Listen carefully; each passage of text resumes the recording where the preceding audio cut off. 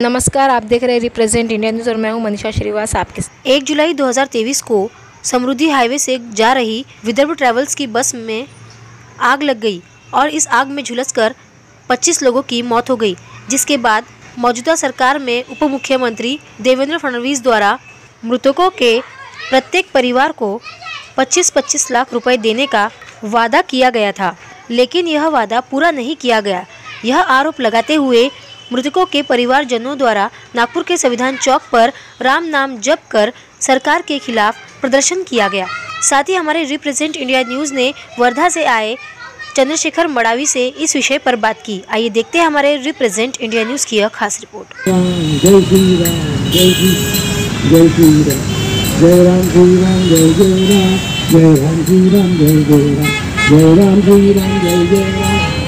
माझं नाव चंद्रशेखर मडावी, वर्धेहून आलेलो आहो। 1 जुलै 2023 रोजी जो समृद्धी महामार्गावर भीषण अपघात झाला होता, त्या अपघातामध्ये 25 लोकांचा होरपळून जीव गेला होता। या घटनेला आता 202 दिवसाचा कालावधी झालेला आहे। शासनाने त्यावेळेस घटनेच्या वेळेस माननीय उपमुख्यमंत्री देवेंद्रजी फडणवीस साहेब यांनी एक घोषणा केली होती की प्रत्येक पीडित परिवारांना 25 लाख रुपये मुआवजा देऊ। या घटनेसाठी जो कोणी जबाबदार असेल त्याच्यावर सखोल चौकशी करून कारवाई करू। परंतु 202 दिवस झाल्याच्या नंतरही अद्यापही कोणत्याही पद्धतीची शासनाच्या वतीने कारवाई करण्यात आलेली नाही आहे। याच अनुषंगाने मागील 44 दिवसापासून वर्धेच्या जिल्हाधिकारी कार्यालयाजवळ हे सर्वचे सर्व परिवार मिळून साखळी उपोषणाच्या स्वरूपात शासनाकडे आपल्या मागणीसाठी पाठपुरावा करत आहे। मध्यंतरी पावसाळी अधिवेशनमध्ये वर्धा विधानसभेचे आमदार डॉक्टर पंकज भोयर यांनी लक्षवेधी लावली होती। या हिवाळी अधिवेशनमध्ये माननीय विजय वडेट्टीवार विरोधी पक्षनेता यांनी पॉईंट ऑफ इन्फॉर्मेशनमध्ये याच मागणी संदर्भात प्रश्न उपस्थित केला होता। लोकसभेमध्ये वर्धा लोकसभेचे खासदार रामदासजी तडस यांनी 377 नंतर प्रश्न उपस्थित केला। या सगळ्या गोष्टी झाल्याच्या नंतरही एकानेही आजपर्यंत या प्रकरणामध्ये तीळ मात्रही दखल दिलेली नाही आहे। प्रशासनाला या सर्वांच्या मागण्या माहीत आहे काय आहे। शासनाने घोषणा केली होती त्याची अंमलबजावणी करा, याच्यासाठी यांचा मागच्या 202 दिवसापासून लढा सुरू आहे।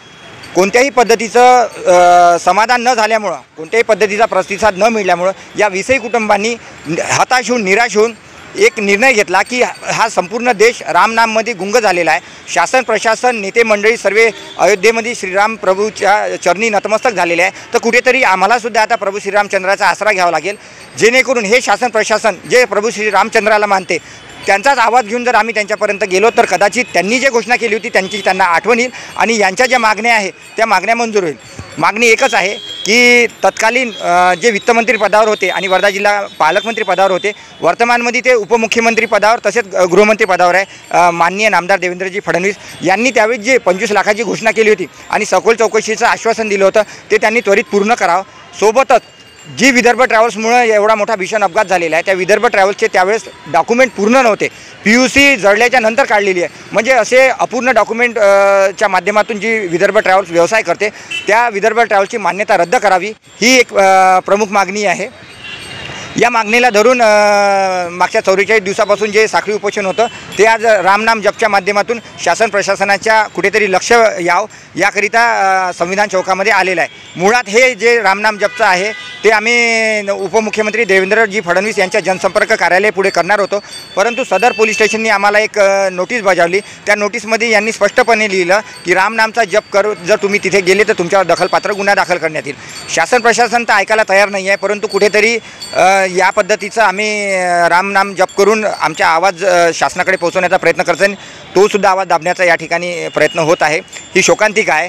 आता आम्ही 4-4:30 वाजेपर्यंत या ठिकाणी बसणार। त्यानंतर उपमुख्यमंत्री देवेंद्रजी फडणवीस यांच्या माध्यमातून जर आमच्यापर्यंत कोणतं जर निरोप आला आणि त्यांनी जर आम्हाला चर्चेसाठी जर बोलवलं, आमची बाजू जाणून घेतली तर आम्ही त्यांच्याशी भेटण्यासाठी जाऊ, अन्यथा आम्ही सगळे लोक मिळून साहेबांच्या जनसंपर्क कार्यालयावर भेट घ्यायला त्यांच्यावाली जाऊ।